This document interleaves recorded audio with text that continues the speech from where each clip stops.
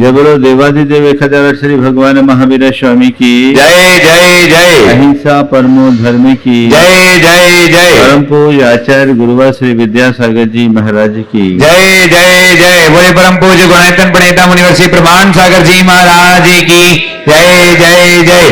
प्रेम और वात्सल्य हमारे जीवन का अंतरंग तत्व है। जैसे नदी हो और उसमें पानी का प्रवाह न हो तो नदी की कोई शोभा नहीं होती। वैसे ही जिसके जीवन में प्रेम का प्रवाह न हो उसका जीवन रसहीन होता है। अपने जीवन में सरसता और समरसता हम तभी उद्घाटित कर सकते हैं जब हमारे अंतरंग में प्रेम हो। कुरल काव्य में बहुत अच्छी बात लिखी, अस्थिहीनम यथा कीटम सूर्यो दहति तेजसा तथा दहति धर्मोपि धर्म शून्य निकीटिकम प्रेम शून्य निकीटिकम। जैसे अस्थि रहित जो कीड़े होते हैं सूर्य के तेज में भस्म हो जाते हैं, उसी तरह जिस मनुष्य का जीवन प्रेम शून्य है उसका जीवन भी नष्ट भ्रष्ट हो जाता है। हमारे पास सब कुछ हो और प्रेम न हो तो बड़ा गड़बड़ होता है। आचार्य कुंद ने हमें उसी प्रेम और वात्सल्य की भावना को बरकरार रखने के लिए मार्गदर्शन देते हुए कहा, जो कुणदिवच्छलतम तिन्नम साहून मोक्षमगम्मी तिन्ने साहून मोक्षमगम्मी सो वच्छल भाव जुदो सम्मादिठी मुने यब्बो। जो तीन साधुओं के प्रति अर्थात आचार्य, उपाध्याय और साधु और मोक्ष मार्ग के प्रति वात्सल्य भाव प्रेम भाव रखता है, वही वात्सल्य भाव से युक्त सम्यक दृष्टि मानना चाहिए। हमें देखना है हमारे हृदय की स्थिति क्या है, धर्म के प्रति मेरे मन में कितना लगाव और धर्मी के प्रति मेरे मन में कितना लगाव। कदाचित आप सबका साधु जनों के प्रति तो लगाव और झुकाव होता है, उनके प्रति प्रेम ही नहीं श्रद्धा और भक्ति भी रहती है, लेकिन अपने साधर्मी के प्रति क्या स्थिति है, कभी इसकी और आपकी दृष्टि गई? अपने सगे संबंधियों के प्रति आपकी क्या दृष्टि है, इसके प्रति आपकी कभी दृष्टि गई? यदि उस तरफ हमारा ध्यान है तो समझना हम अपने जीवन को सकारात्मक दिशा की ओर बढ़ा रहे हैं, और यदि उधर हमारी दृष्टि नहीं तो अभी हम बहुत पीछे हैं, बहुत पीछे हैं, बहुत पीछे हैं। आज के युग में सबसे बड़ी यदि कमी है तो इन्हीं मूल्यों की कमी है। हम उस संस्कृति में पले बढ़े लोग हैं जहां से वसुधैव कुटुंबकम का संदेश पूरे विश्व में अनुगुंजित हुआ, जहां प्रेम, आत्मीयता, सद्भाव, परस्परता और बंधुत्व जैसे उदात्त जीवन मूल्यों को सबसे महत्वपूर्ण स्थान दिया गया, जहां सहजीवन की एक बड़ी अच्छी परिपाटी रही, आज वह सब कुछ विखंडित होती सी दिख रही है। उस तरफ किसी की दृष्टि नहीं और वो दिनों दिन क्षीण होते जा रही है। सबके बीच रहते हुए व्यक्ति अपने आप को एकाकी और टूटा हुआ अनाथ सा महसूस करता है। आखिर इसकी वजह क्या है? पहले तो लोगों के घर थोड़े एक दूसरे से दूर भी रहते थे, पर लोग एक दूसरे के पास रहते थे। आज सब एक ही अपार्टमेंट में रहते हैं, सबका एक ही पता है, लेकिन किसी को एक दूसरे का पता नहीं होता, कोई अता पता नहीं। आखिर इसकी वजह क्या है? आज प्रेम कम क्यों हो रहा है? 4 बातें प्रेम के कमी के कारणों को रेखांकित करते हुए प्रेम की वृद्धि के आधार स्वरूप बताऊंगा। कम्युनिकेशन, कोऑपरेशन, कोऑर्डिनेशन और कंट्रीब्यूशन। इन 4 बातों को यदि व्यक्ति अपने जीवन में आत्मसात कर ले तो कभी किसी के साथ प्रेम की कमी नहीं होगी। आज प्रेम की कमी का सबसे पहला कारण है कम्युनिकेशन गैप। एक दूसरे के साथ जिस तरीके का कम्युनिकेशन होना चाहिए वो कम्युनिकेशन आजकल देखने में बहुत कम मिलता है। संवादहीनता दिनों दिन बढ़ रही है। जहां संवाद है वहीं सद्भाव होगा, वहीं प्रेम होगा, और जहां संवाद खत्म वहां सब कुछ खत्म। आज लोग अपने अपने में इतने मगन हैं कि उनको दूसरों से कोई फुर्सत ही नहीं। आपस में लोगों की बातचीतें बहुत कम होती है। एक बार एक बहन जी मेरे पास आई, बोला महाराज जी हमें आपकी पिछी लेनी। बोले मेरी पिछी पता है, मेरी पिछी के लिए बहुत सारे नियम लेने पड़ते हैं और तुम्हारी अभी उम्र नहीं है। बोले महाराज जी आप उसकी चिंता मत करो, हम लोग तो 6-6 महीने एक दूसरे से बात ही नहीं करते। हम लोग 6-6 महीने एक दूसरे से बात ही नहीं होती। हमने कहा तब तो तुम्हें और भी नहीं मिलेगी, पहले बात करना तो सीखो। एक दूसरे के साथ जो कम्युनिकेशन गैप है ये हमारे लिए बहुत बड़ी सोचनीय बात है। ये कम्युनिकेशन गैप खत्म होना चाहिए, एक दूरियां मिटनी चाहिए। लोगों को समझना चाहिए कि आखिर वस्तु स्थिति क्या है। और इस कम्युनिकेशन गैप को बढ़ाने में कारण क्या है पता है? पहले लोग अपने साथ जीते थे, अपनों के साथ जीते थे। अब लोग अपने लिए जी नहीं पाते, अपनों के साथ जी नहीं पाते, औरों में उलझे रहते। तो अपनत्व का विस्तार कैसे होगा? औरों में किनसे उलझते हैं? आज सबसे ज्यादा अगर मनुष्य की संवादहीनता का कारण बना है तो सोशल मीडिया है। इन सोशल मीडिया में उलझे हुए लोग उन फालतू की बातों में अपना सब कुछ खर्च कर देते हैं जिनसे कोई लेना देना नहीं है। या तो गेम खेलते रहेंगे, या फेसबुक चलाएंगे, या व्हाट्सएप चलाएंगे, या इंस्टाग्राम में होंगे, या ट्विटर में होंगे, और न जाने और क्या क्या और भी कुछ है होगा, है ना। अलग अलग अकाउंट में एक व्यक्ति ने एक फोटो दिखाई मुझे। एक परिवार में एक सोफे पर 3 लोग बैठे थे और तीनों बैठे हैं, तीनों मोबाइल चला रहे हैं। आजू बाजू वालों को कोई खबर नहीं। ये क्या है? सोचनी बात है कि नहीं? कम्युनिकेशन प्रॉपर होना चाहिए। कम्युनिकेशन गैप जहां होता है वहां कलह बढ़ता है, और जहां प्रॉपर कम्युनिकेशन होता है, संवाद जुड़ता है, वहां सद्भाव बढ़ता है, प्रेम बढ़ता है। आप देखिए, आपके जिनसे भी संबंध है, संपर्क है, आपका संबंध किस प्रकार का है? प्रायः अगर आपस में संवाद है, एक दूसरे के लिए हृदय में स्थान है, तो समझना वो हमारा संबंध है और हम केवल साथ हैं। हमारा आपस में कोई कम्युनिकेशन नहीं, हमारा एक दूसरे से कोई संवाद नहीं, एक दूसरे के लिए हृदय में कोई जगह नहीं, तो वो संपर्क है। संबंध और संपर्क, इन दोनों में बड़ा अंतर होता है। रिलेशन एंड कांटेक्ट एक सा नहीं होता।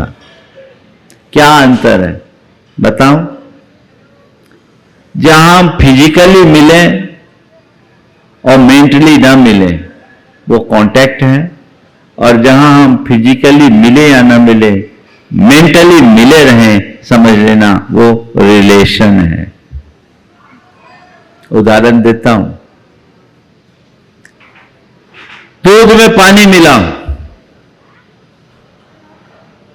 पानी दूध में मिल जाता है, दूध पानी में मिल जाता है, दोनों एक दूसरे में घुल मिल जाते हैं, दो मिलकर एक हो जाते हैं, दो नहीं रहते। रोज का अनुभव है ना।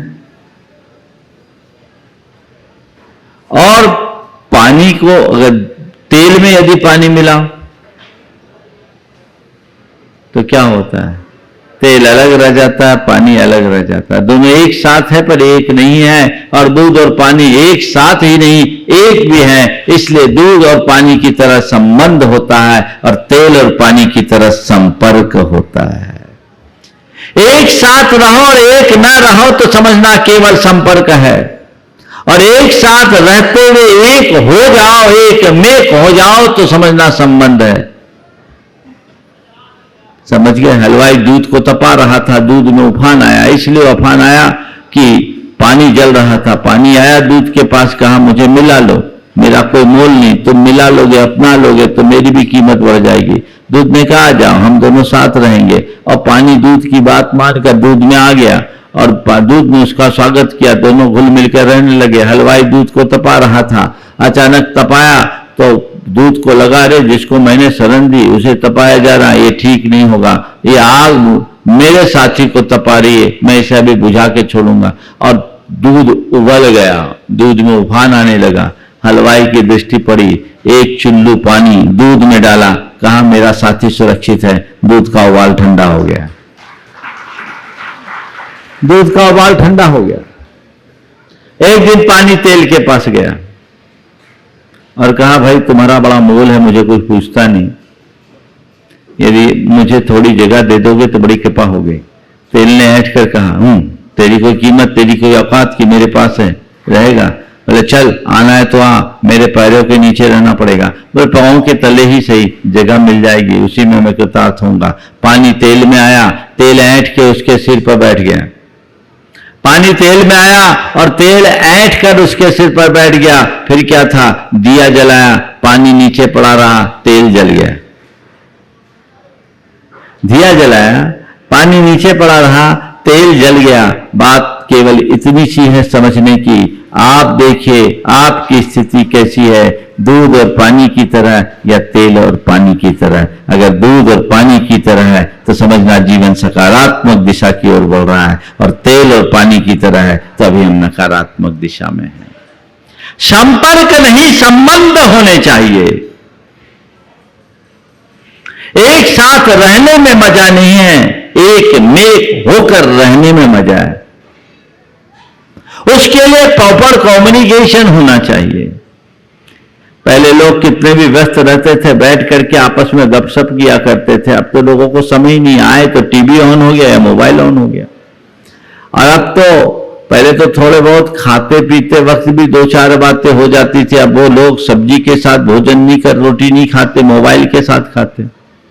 उस समय भी उनको कुछ नहीं, सामने वाले ने क्या बनाया क्या परोसा कुछ नहीं, कुछ बोल रहे हूं हाँ, या तो टीवी देख रहे हैं, मोबाइल चला रहे और खा रहे।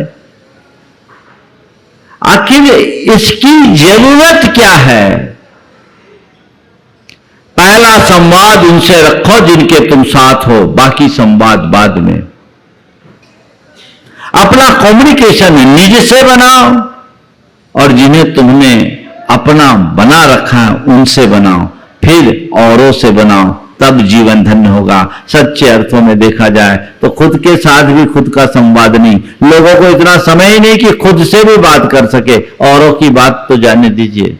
अपा धापी ऐसी होड़ कि मत पूछो, भागम भाग, समय नहीं है, सब व्यस्त है, काम भी नहीं है, फिर भी समय नहीं है। रत्ती भर काम नहीं है, क्षण भर की फुर्सत नहीं। कैसे सुबह से शाम होती पता ही नहीं, जिंदगी तमाम हो जाती, किसी को कुछ आता ही पता नहीं। ये भागम भाग आखिर किस लिए?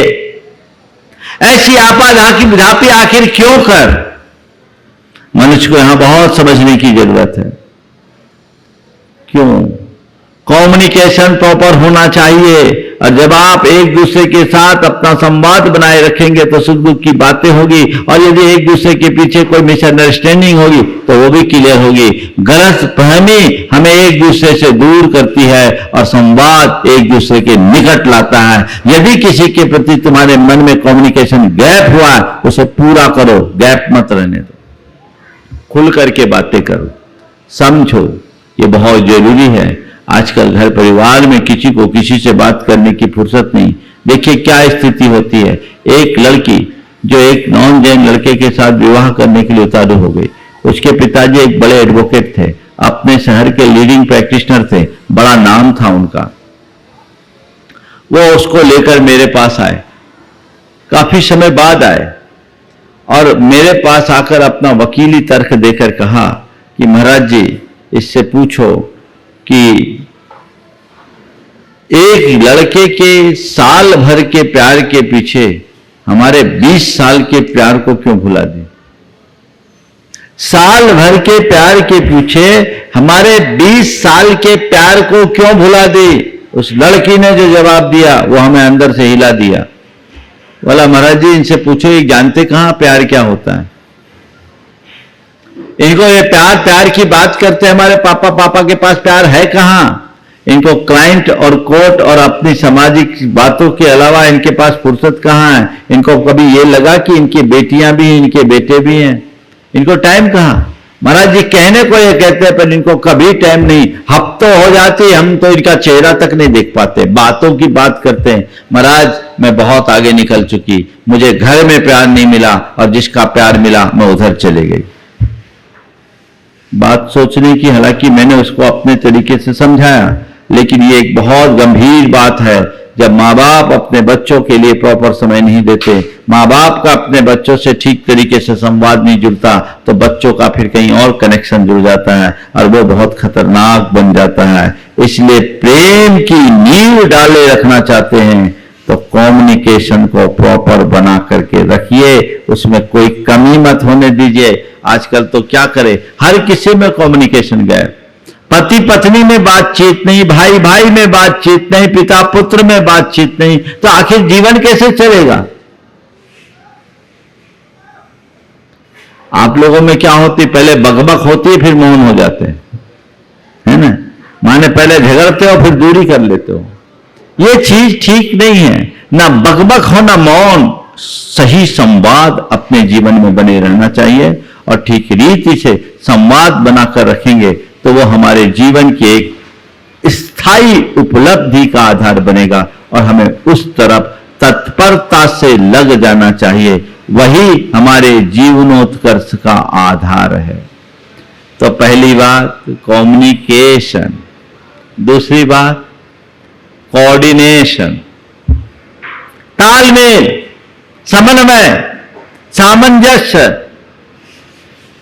परिवार के 4 सदस्य, चारों में अगर आपस में कोऑर्डिनेशन है तो परिवार का स्वरूप कुछ और होगा। समाज में 100 लोग हैं और 100 लोगों का आपस में कोऑर्डिनेशन है तो उसका स्वरूप कुछ और होगा। और आपस में लोग रहें और कोऑर्डिनेशन ना हो तो मामला बड़ा गड़बड़ हो जाएगा। कल हमने सितार का उदाहरण दिया था। सितार में 7 तार होते हैं, 7 तार अलग अलग होते हैं, लेकिन जब उन पर उंगली चलाई जाती है तो वो सब संवेद स्वर छोड़ते हैं। क्यों? उनका इंटरनल कोऑर्डिनेशन है,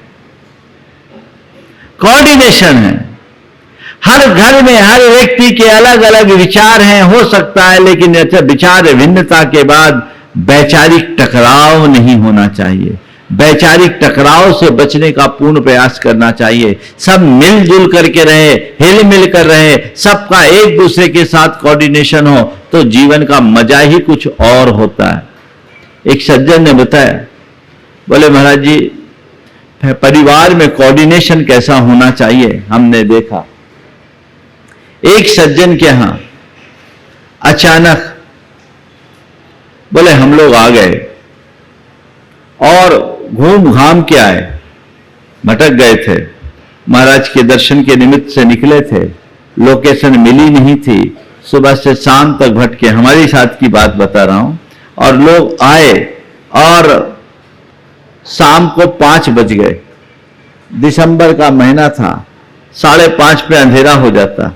अब वो लोग आए, हम लोगों के साथ चले और चलते चलते जय जयकार करते हुए पहुंच गए। एक छोटे से गांव में हम लोगों को रुकना था और रुकने का भी क्या कहानी था। हम लोगों को जहां जाना था वो 6 किलोमीटर दूर निकल गया। हम लोगों ने देखा 5 बज रहे हैं, यहां से 6 किलोमीटर दूर है, अब पहुंच पाना संभव नहीं है, बीच जंगल में कहीं नहीं रह पाएंगे। लोगों ने कहा महाराज जी यहां से 1.5 किलोमीटर दूर एक गांव है, वहां 4 घर के लोग हैं, आप वहां चलें, वहां रात रुक लेते हैं, सवेरे निकल जाएंगे। हम लोग उस तरफ की तरफ रुक कर लिए। लोग आ गए, पूरी बस थी, विदिशा की बस थी। और आए, सब हम लोग साथ जय जयकार करके चले गए। हम लोग उस गांव में पहुंचे, लोगों ने स्वागत किया और देखा एक साथ 40-45 लोग आ गए हैं और शाम के भोजन की व्यवस्था करनी, कैसे करें क्या, सब लोग इकट्ठे हो गए। आजू बाजू के जितने भी थे सारे सदस्य, एक ही परिवार के 4 घर थे, चारों घर के लोग इकट्ठे हो गए और इकट्ठे होकर फटाफट फटाफट सब काम कर लिए और लोगों को 15 मिनट में भोजन करा दिया। 15 मिनट में भोजन करा दिया। उस समय हृदय मोहन जैन भी थे। उन्होंने मुझसे आके कहा, महाराज अगर विदिशा में भी इतने लोग अचानक आ जाते तो हो सकता हम इतनी जल्दी इनकी व्यवस्था नहीं कर पाते, पर महाराज क्या इन लोगों ने हमारा स्वागत किया, हम अभिभूत हो गए और सवेरे से महाराज कुछ खा पी भी नहीं पाए थे। कहने का तात्पर्य है, जब एक दूसरे के साथ कोऑर्डिनेशन होता है तो रूप ही कुछ और होता है और कोऑर्डिनेशन का अभाव होता है तो मामला सब गड़बड़ हो जाता है। एक की बेटी की शादी थी, 4 भाइयों का परिवार था, चारों अलग अलग शहर में रहते थे, लेकिन चारों भाई अलग अलग शहर में रहने के बाद जिसकी बेटी की शादी थी, उसकी शादी के 1 महीने पहले किडनी में प्रॉब्लम आ गई। वो व्यक्ति काम करने में समर्थ नहीं था, लेकिन शादी ऐसी हुई जैसे किसी को पता ही नहीं। शेष 3 भाइयों ने कहा, भैया चिंता करने की जरूरत नहीं है, आपकी बेटी नहीं हमारी बेटी, हमारे घर की बेटी है और अपने घर की पहली शादी है, इस शादी में हम कोई कोर कसर नहीं छोड़ेंगे। और सब मिलजुल करके उसको यह स्वरूप दे दिए कि सामने वाले को कुछ सोचना ही नहीं पड़ा। क्या ऐसा बना सकते हैं कि नहीं? आजकल प्राय लोग किसी वजह से दूर हो जाते हैं तो मन से भी दूर हो जाते हैं। मैं आपसे कहूंगा, आप फिजिकली एक दूसरे से दूर भले हो जाओ, पर भावनात्मक रूप से अपनी निकटता बनाए रखनी चाहिए।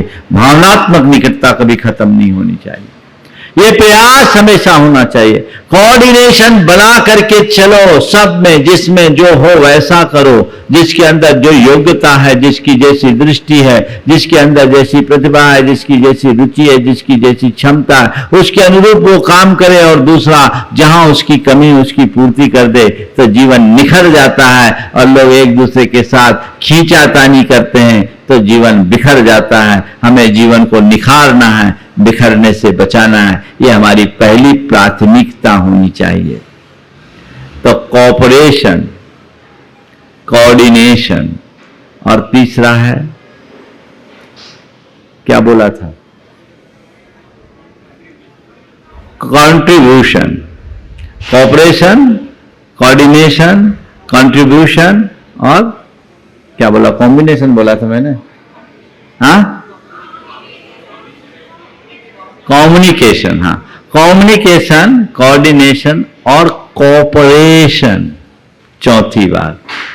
तो एक दूसरे से मिलते जुलते शब्द में तो जब चालू हो जाता हूं तो चालू हो जाता हूं, जो आपके भाग्य से निकल जाए। कोऑपरेशन, एक दूसरे को सहयोग, सहयोग में कभी कमी नहीं होना चाहिए। जहां जब जिसको जैसी जरूरत पड़े सहयोग दो। परिवार में यदि किसी को जरूरत है तो सहयोग के लिए खड़े रहो, समाज में यदि किसी को जरूरत है तो उसके लिए खड़े रहो, तब तुम कुछ अच्छा कर पाओगे। जहां सहयोग देने की परिपाटी होती है वहां सतत उन्नति होती है, और जहां सहयोग की परिपाटी नहीं होती उनका निश्चित पतन होता है। सहयोग देने की तत्परता अपने अंदर हुई है। हमें एक दूसरे का सहयोगी होना चाहिए। देखिए सहयोग का क्या असर होता है। एक सज्जन मेरे पास आए, सहयोग की भावना आप सुनकर के अभिभूत हो जाओगे। पति पत्नी दोनों आए, 48 वर्ष की उम्र थी पति की, 46 वर्ष की उम्र थी पत्नी की। दोनों ने आकर कहा, महाराज हम लोगों ने विचार किया है, हमें आप ब्रह्मचर्य व्रत दे दें, आजीवन ब्रह्मचर्य व्रत। दोनों लोग आजीवन ब्रह्मचर्य व्रत लेने की भावना लेकर आए। मैंने कहा बहुत अच्छी बात है, पर ये एकाएक ऐसी भावना क्यों हो गई? तो बताया उसके छोटे भाई की 42 वर्ष की उम्र में मृत्यु हो गई थी। 42 वर्ष की उम्र में छोटे भाई की मृत्यु हो गई और उसकी 39 वर्ष की जो बहू थी वो विडो होने के कारण उसने ब्रह्मचर्य व्रत ले लिया। तो एक दिन धर्मपत्नी ने मुझसे कहा, महाराज जी भाई, धर्मपत्नी ने मुझसे कहा कि देखिए आज हमारी छोटी बहन अपने पति के अभाव में ब्रह्मचर्य ले रही हैं। वो 39 वर्ष की उम्र में ब्रह्मचर्य ले रहे हैं, आप 48 और हम 46 वर्ष के हो गए, हमें भी ब्रह्मचर्य ले करके उनका सहयोग करना चाहिए। महाराज आप ब्रह्मचर्य दीजिए, हम ब्रह्मचर्य व्रत लेकर अपने जीवन को आगे बढ़ाएं। सहयोग की वृत्ति हमेशा बनाकर रखना चाहिए, ये भी एक दृष्टिकोण है। लोग तो अपने और अपनों तक ही सीमित रहते हैं, और उस व्यक्ति ने न केवल अपने छोटे भाई की बहू अपितु उनके बच्चों को भी इस तरीके से संभाला जो समाज में एक मिसाल है। सहयोग होना चाहिए, जहां सहयोग होता वहां प्रेम अपने आप बनता है। एक व्यक्ति है मेरे संपर्क में, जिन दो भाई दोनों अलग अलग शहरों में रहते हैं। छोटा भाई का व्यापार थोड़ा कमजोर था, कमजोर क्या, एक प्रकार से फेल्योर ही था। और बड़ा भाई जो अपने पैतृक निवास में रहता था, उसका कारोबार बहुत बड़ा था। छोटे भाई की बेटी के संबंध की बात आई, सहयोग कैसा होना चाहिए वो मैं बताता हूं आपको। छोटे भाई की बेटी के संबंध की बात आई, बड़े भाई ने प्रपोजल रखा तो उसने कहा, भैया जिस घर की आप बात कर रहे हो वो हमारी औकात से बाहर है, हम इतना खर्चा कैसे कर पाएंगे, इसलिए हमने बात चलाना उचित नहीं समझा। बड़े भाई ने कहा, अरे तो इसे क्यों चिंता करता है, इसकी तू क्यों चिंता करता है, तेरी बेटी मेरी बेटी नहीं है क्या? मैंने कभी तेरी बेटी को केवल तेरी बेटी नहीं माना, मेरी बेटी नहीं है, मैंने हमेशा उसे एक बेटी के रूप में देखा है। बस मैं तुझसे कुछ नहीं कहता, तू जा और एक बार देख तुझे लड़का पसंद है या नहीं, घर या वर पसंद, घर और वर पसंद है या नहीं, बाकी सब काम मेरा है, तुझे कोई चिंता करने की जरूरत नहीं। बाकी सारा काम मेरा है, तुझे चिंता करने की कोई जरूरत नहीं। अब क्या था, बड़ा भाई और इतना बड़ा संबल, कहा ठीक है भैया आप जो कहते हो मैं करता हूं, लेकिन मेरे पास मेरी पोजीशन आपको पता है। बोले तेरे को कुछ मत देखना, तुझे कुछ नहीं देखना, मैं हूं ना, मैं संभालूंगा। उनने देखा, वो संबंध तय हुआ और उस व्यक्ति ने 15 दिन पहले घर से बाहर जाकर उसने पूरा कारोबार, पूरा विवाह का कार्यक्रम संभाला और आलीशान तरीके से विवाह के कार्य को संपन्न किया। उसके भाई और उसकी धर्मपत्नी उससे अभिभूत हो गए। ये कार्यक्रम चला और आपको बताऊं 6 महीने 8 महीने बाद बड़े भाई की धर्मपत्नी को कुछ लंग्स में प्रॉब्लम हुई और बीमारियां हुई।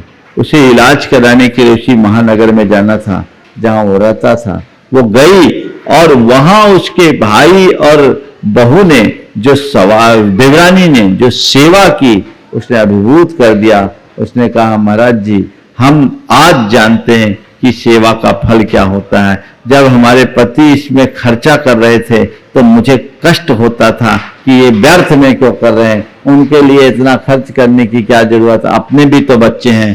पर आज मुझे लगता है ये जो हमने किया ये बहुत कम किया, जो हमें मिला है वो करोड़ों खर्च करके भी नहीं पाया जा सकता। ये कोई किस्से नहीं है, जीवन के यथार्थ हैं। हमें ऐसा उदाहरण प्रस्तुत करना चाहिए, जरूरत हो कोऑपरेशन करो, एक दूसरे को कोऑपरेट करो। वो किसी भी रूप में हो सकता है। घर में भी अगर कोई काम पड़ गया तो कोऑपरेट करो, उसका काम वो करे, मेरा काम मैं करूं, ठीक है, लेकिन जरूरत पड़ जाए तो तेरा काम भी मैं कर दूं, सबका काम भी मैं कर दूं। लेकिन कहां, आजकल तो तब सुन करके बड़ा आश्चर्य होता है जब एक युवक ने मुझसे आके कहा, महाराज मेरी धर्मपत्नी कहती है कि मेरी शादी तुमसे हुई है, तुम्हारा सब काम करूंगी, पर तुम्हारे माँ बाप का मैंने ठेका नहीं लिया है। अब बोलो ऐसे को क्या बोलूं, मेरी शादी तुमसे हुई है, मैं तुम्हारा सब काम करूंगी, पर तुम्हारे माँ बाप का मैंने ठेका नहीं लिया है। जिनकी ऐसी मानसिकता, उनके साथ क्या मतलब रह गया विवाह का। विवाह तो हमारे परिवार और समाज की धुरी है, जिसके बल पर सहजीवन और परस्परता जैसे मूल्यों को आगे बढ़ाया जा सकता है। जब वही खंडित हो जाएगा तो बचेगा क्या।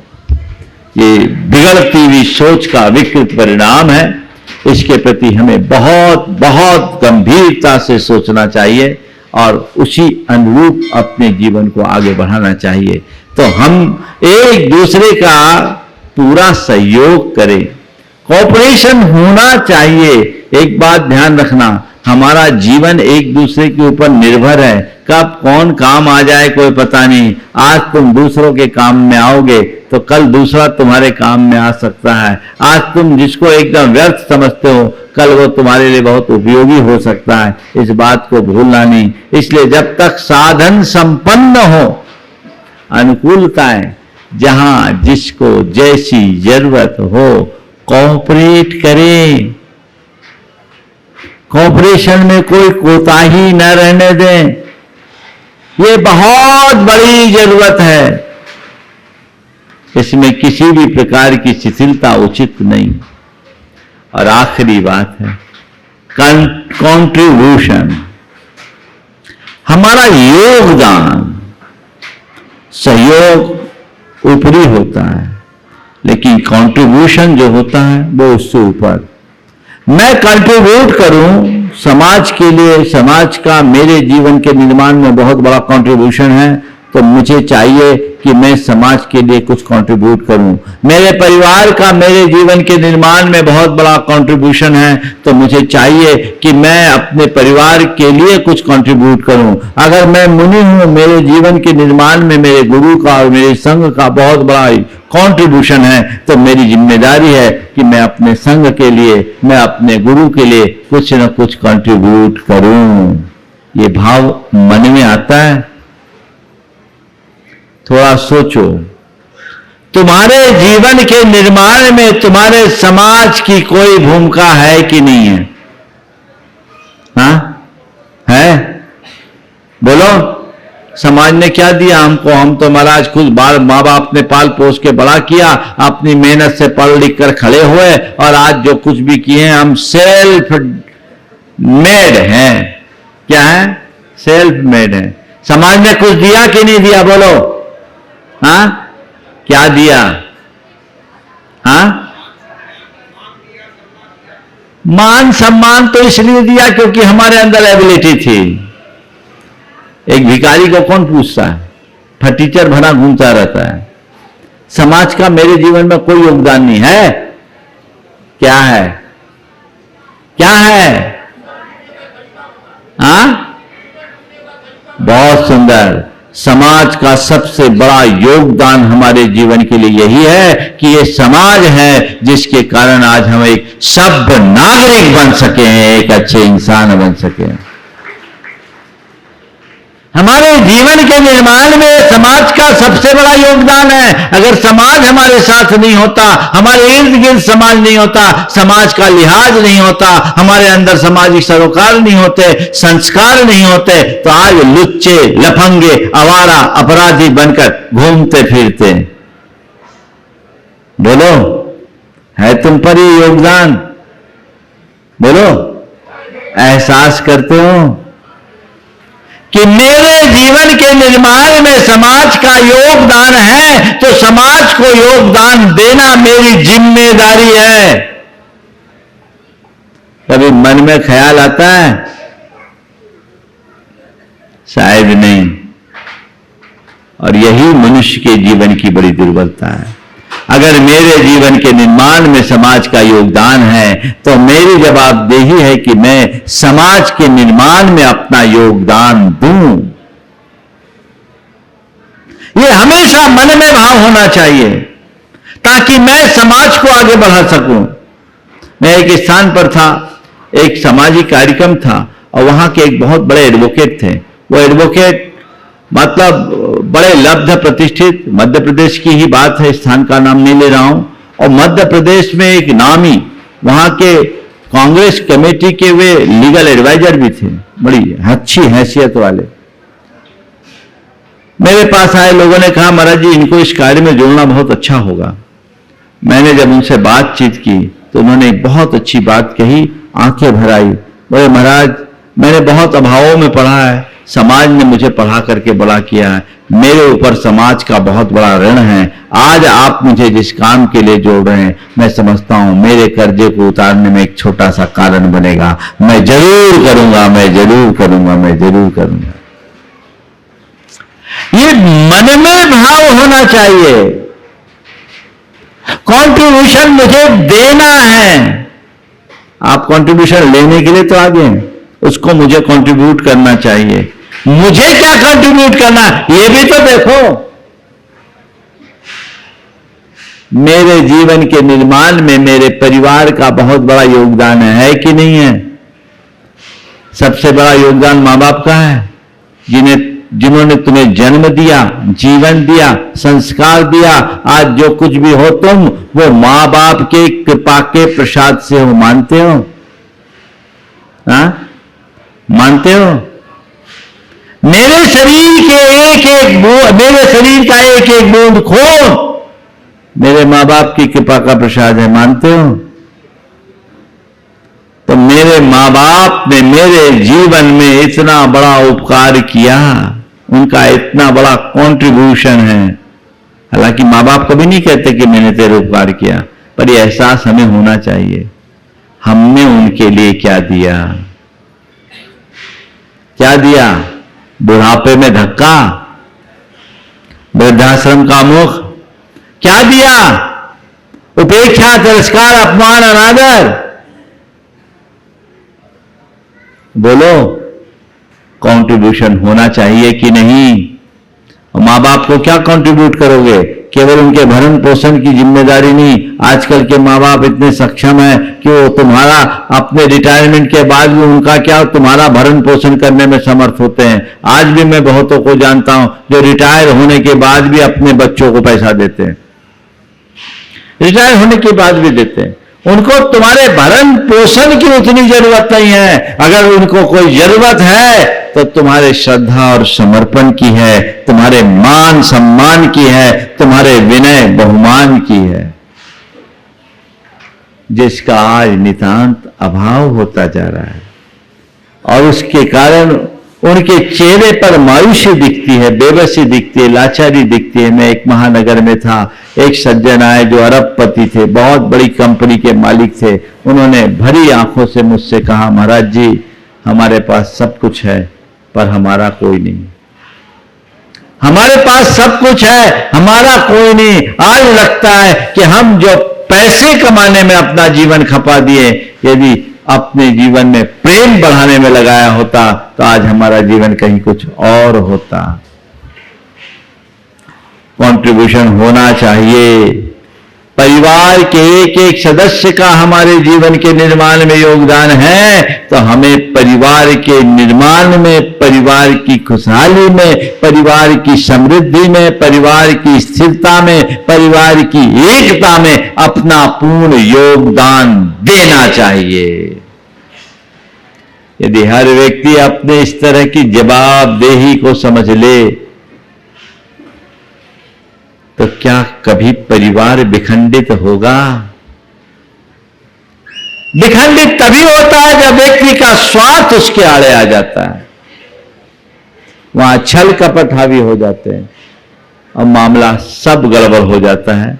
ऐसी गड़बड़ी से हमें अपने आप को पूरी तरह बचा करके रखना चाहिए। आज हम हैं, हर पल अपने गुरु के प्रति कृतज्ञ होते हैं, अपने संघ के प्रति कृतज्ञ रहते हैं और इस बात का हर पल ये ध्यान रखते हैं कि हमारे जीवन के निर्माण में हमारे गुरु का, संघ का जो योगदान है, मुझे उसकी पूर्ति हमेशा करनी है और ऐसे वैसे भी नहीं करना है।